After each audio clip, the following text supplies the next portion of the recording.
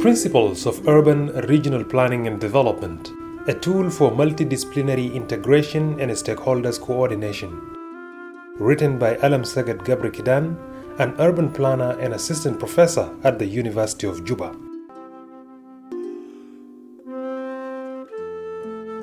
Chapter 1: Introduction to Urban and Regional Planning. Introduction. There are various definitions of urban and regional planning. What we refer to as urban and regional planning in this booklet may also go with other names: regional planning, town or city planning, or rural planning. Whatever it is called, the aim is simple: guidance on orderly land use and management in urban, rural, and regional environments, which should be sustainable. Urbanization affects all of us in a number of ways. Culturally, the urban arises out of people coming or migrating from the rural. These disparate individuals come with their own cultures and cultural baggage. The urban become a melting pot of these diverse cultures. Economically, these individuals may be pulled together by economic forces, and as they settle, they also attract further economic activities, creating commercial centers and others. Identity-wise, the end result is the development, among others, of the new urban identity. This means that urbanization has to be controlled. If it's not controlled, urbanization may create conflict and become a burden for rural areas and the nation at large. It is the purpose of the urban planning to avoid this. Lessons learned from God. Urban planning can be exemplified to the work of God, where in Genesis chapter 1 verse 3 to 5 it says, Day 1 God created light and time. Day 2 skies and waters. Day 3 dry ground, water bodies and plants. Day 4 the sun, the moon, the stars and the planets. Day 5 the fish and the birds. Day 6 land, animals and humans. And on the seventh day God rested from his work. The perfect planner, God. The perfect planner has given us the perfect template when he created the universe. God created the universe in a logical sequence in 6 days. Fish and birds, for example, did not come before the sky and waters, which would have been ironic where to put them. God had a logic sequence to the way he planned and executed his plans. At the heart of the planning is an integrated approach and sustainability. God created the universe to cater for various creatures who dwelt on it. On our part, this calls for inclusivity, the involvement of all sectors and actors in the planning and execution stages. Our task is therefore to work around and not against these templates, God's creation, or what we call nature. For efficient and effective planning, we need to borrow from this perfect template and understand that world as we know it did not come into being by accident. It is a result of well-planned design. It is therefore important that before we interfere with the nature, we need to be aware of how things came into being and why things are where they are today. We need to follow the logical sequence in planning. The purpose of planning. Why do we need to plan? The aim of urban and regional planning should be to maximize land use efficiently, to develop integrated approach to sustainable urban regional development, to ensure connectivity in terms of infrastructure and services, to encourage the development of an integrated national urban policy. What are the outcomes of the planning? The outcomes of urban regional planning are efficient utilization of resources, harmonization of urbanization and urbanism, balanced densification, which is equated to minimum 300 persons per hectare. Nation is composed of people, land, and government. These three makes people and land under single government. In every nation, there has to be an authority that takes charge of urban regional planning. The nation may be defined as people and land under a single government. The government is mandated with the distribution of scarce resources of a given society in a fair and equitable way without compromising the future generation. It is not only resources that are generated from the land, but all housing infrastructure implementation are laid on the land. We therefore need to be sensitive on utilization of the land because it is one of the three key elements of the nation, as nation is formed of people, land and government. Urbanization can also be exemplified or equated to the body structure of a human being, where you have the body structure which is equal to urban structure. Also, you have the body system which is equivalent to urban system.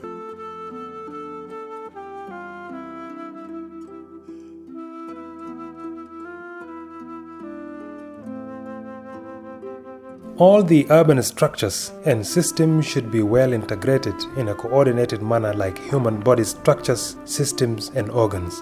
Urban areas are like people who have the capacity to take care of themselves, generate their own income, manage themselves and other people under them, and need not to depend on others.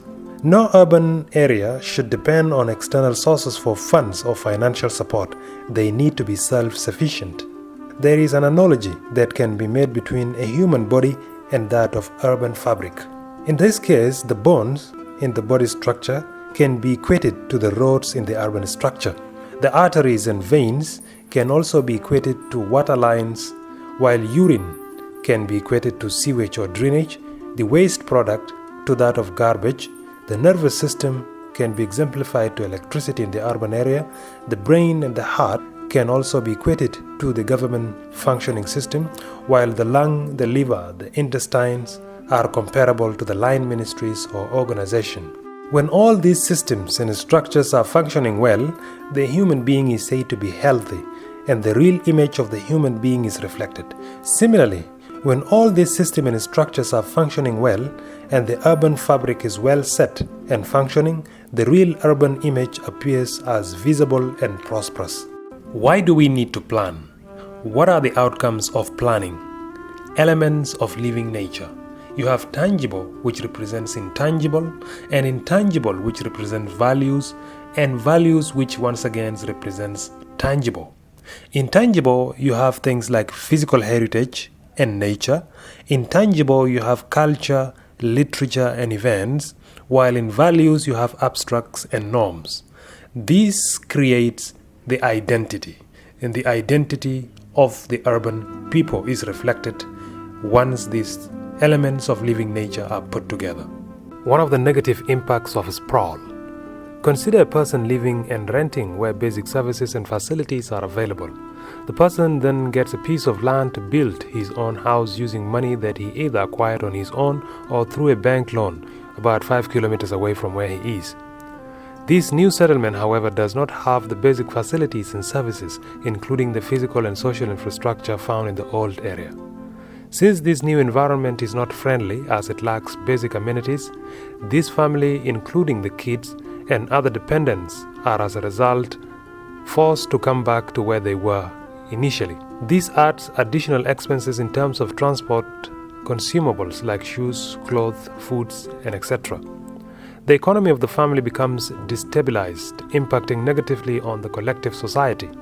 The burden falls on the immediate target group until the city center administration and the country as a whole takes a stock.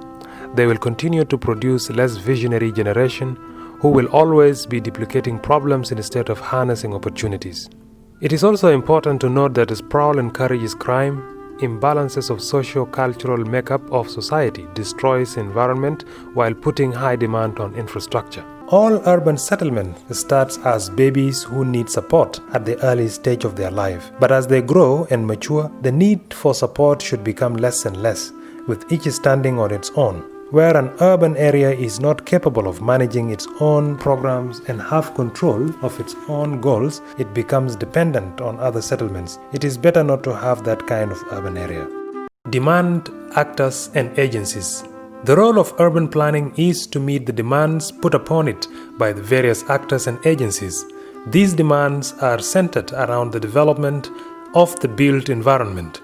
This includes the management of basic infrastructure and services. Interventions and imbalances of stakeholders. You have rumors, irresponsibility, informal leaders.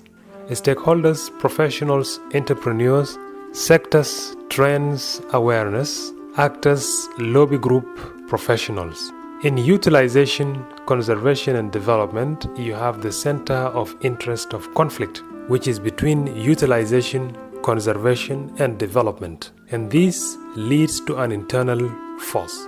This internal force is a wrangle between the rumors, the irresponsible leaders and informal leaders. To narrow the gap of difference or to avoid the center of conflict, you have to extend awareness, responsibility and accountability. This ensures a strengthening of internal force. Comprehensive plan. In comprehensive plan, you need to be asking yourself a question like, what do we do?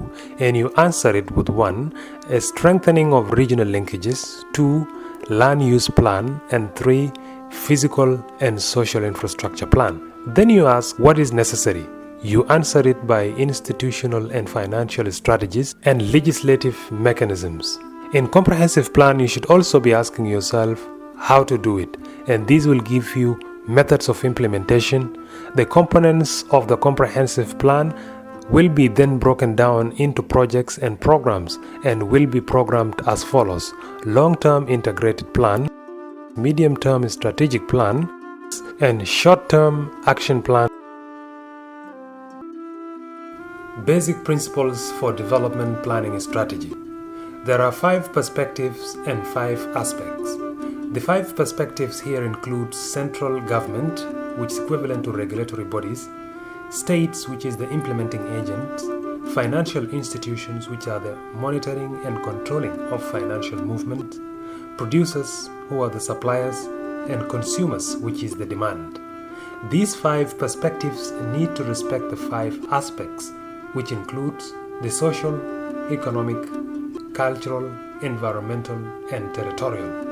Each and every one of these 5 perspectives and aspects needs to integrate with each other. For this to happen, it needs a platform for containing, conserving, coordinating, and promoting resources and programs. For this matter, we need urban and regional planning so that you can have the maps, the plans, and the descriptive devices.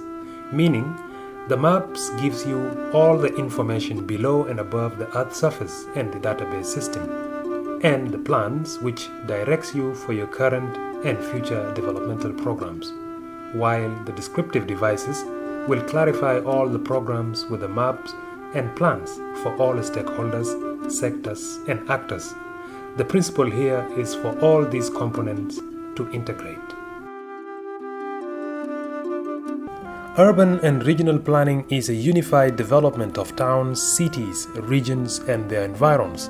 For most of its history, planning dealt primarily with the regulation of land use and the physical arrangement of the settlement structures as guided by multidisciplinary intervention and land development criteria.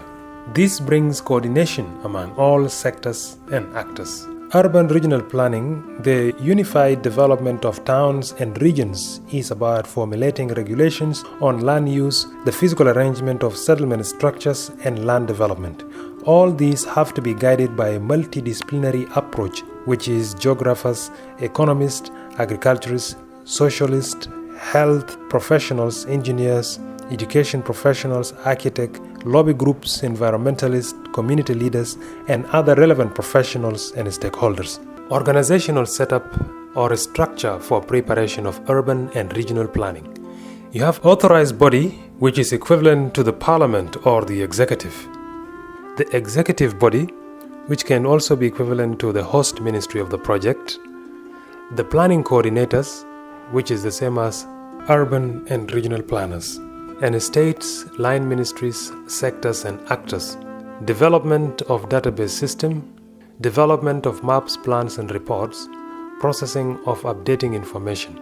The system of flow of information in this case begins from authorized body to executive body to planning coordinator to line ministries, and the information flows back to the processing and updating of information, development of database system and development of maps, plans and reports, back to planning coordinator, and the planning coordinator reports back to the executive body and authorized body. The line ministries also can communicate directly with development of database system and development of maps, plans and reports. Similarly, states, line ministries, sectors and actors can also communicate the information all the way up to the executive. This figure shows the organizational setup and structure for preparation of urban and regional planning. It is important that the process of identification, listing, and protection of historical buildings and sites are embarked on and in earnest. Historical sites should not be destroyed. They should be protected and preserved. Renovation and modification of some historical buildings, if necessary, should be done with aim of retaining the architectural designs and decors of the experts. Plaques could be erected in historical buildings for bringing former glory and to aid future memory. Sectors in integration. How sectors are integrating. Providing and facilitating site and services, integrating workplaces, designing finances and resources through vision and initiative, from providing resources to facilitating resources. This is to give the urban a value. Urban and rural integration. Regional integration is not just about urban and region, or urban to urban, or region to region integration, but also about rural to rural linkage. This integration can be realized by promoting complementary processing unit in the perimeter of rural areas. Physical presentation of planning development process. Location and integration plan can begin at the global level, to the regional level, to the country level, to the state level, to the county level, to Payam level, to Buma level, to the villages, all the way to the specific area of interest for development. In urban planning, it is important to think from a general to a specific to understand the relationship of places and to get clearer perspective of area location and integration.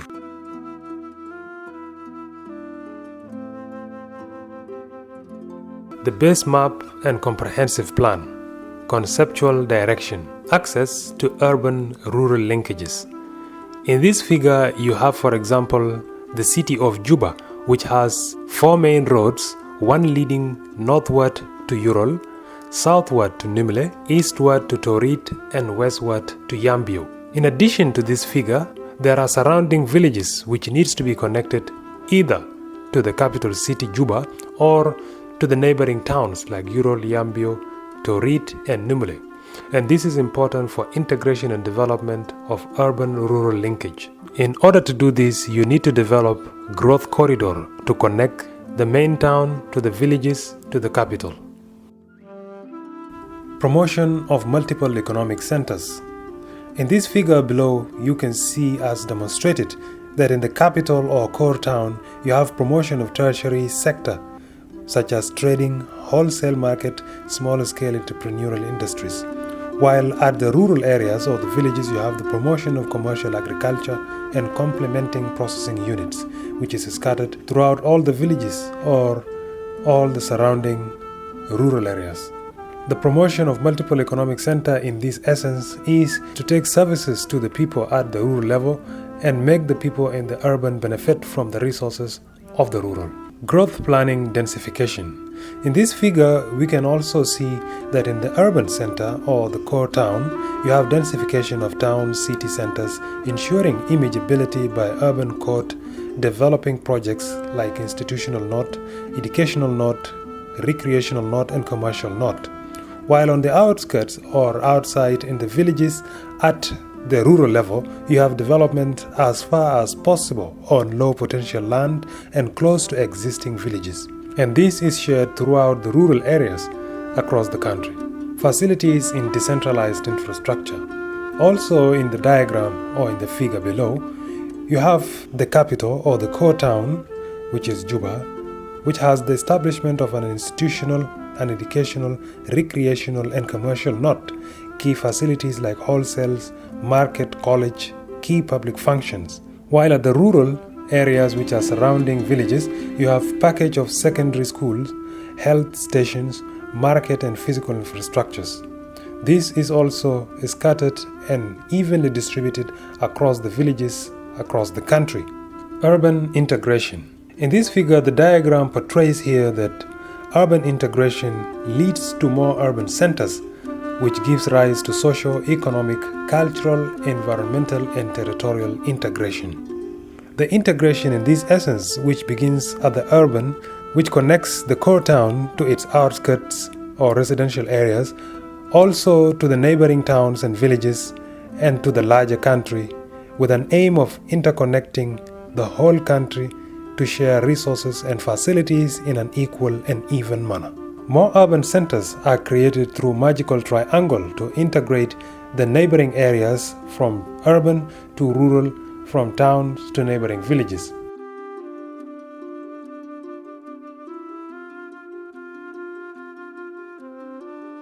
The urban-regional integration should not only be between a specified urban and rural, but should be throughout the country to integrate and interconnect the country with itself. So it gives you the urban, city, town, rural and regional integration.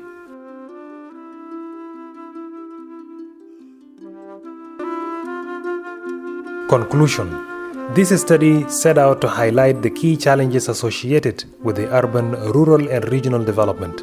This includes identifying the key stakeholders, recommending areas of collaboration among them, and promotion of an alternative planning agenda rooted in integrated planning approach and methods. Within urbanization contexts, the impact of balancing urban demands and supply processes have been largely negative.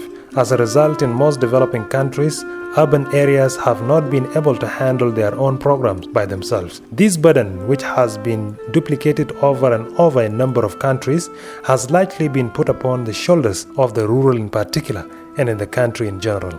To offset this, a well-coordinated approach is needed to realize the main planning principles, planning, perspective, and aspects. This study argues that phenomena of uncontrolled and unregulated or poorly regulated expansion of urban into rural, which infringe on agricultural land for housing and other purposes, generates tremendous pressure, if not conflict between the rural and the urban. These same conditions, the study further argues, give rise to condition of sprawl, which in turn have untold social, economic, cultural, environmental and territorial consequences. Therefore, to embark on a strategic urban and rural planning and expansion, neither rural nor the effect of the urban on the rural can be ignored any longer. An integrated and multidisciplinary approach is called for.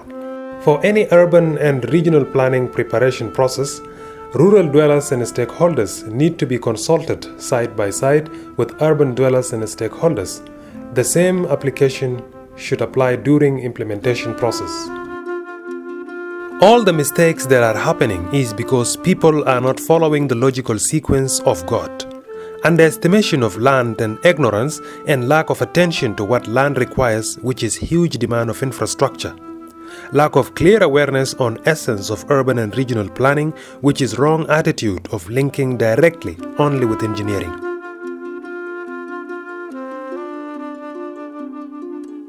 Alam Seged Gebrekidan is an assistant professor of urban planning, University of Juba, South Sudan. As he laments the current imbalance in rural-urban planning trends, which he believes is unfairly skewed in favor of the urban, Alam Seged Gebrekidan argues for a symbolic relationship between the two, where the rural benefits from the presence of the strong urban area. This booklet, born out of many years of university teaching and practical experiences in Eritrea, Ethiopia, and South Sudan, blames uncontrolled or poorly regulated encroachment of the urban into the rural, which infringes on the agricultural land for housing and other purposes as the main cause of urban sprawl and cancer of the city. The booklet concludes that in order to embark on a strategic urban planning and expansion, neither the rural nor the effect of the urban on the rural can be ignored any longer. An integrated and multidisciplinary approach is called for. That is why this book, which is about multidisciplinary integration and stakeholders coordination, is a must-read for not only urban planning experts, other disciplines or policy makers, but the ordinary citizens who care about the built environment he or she occupies.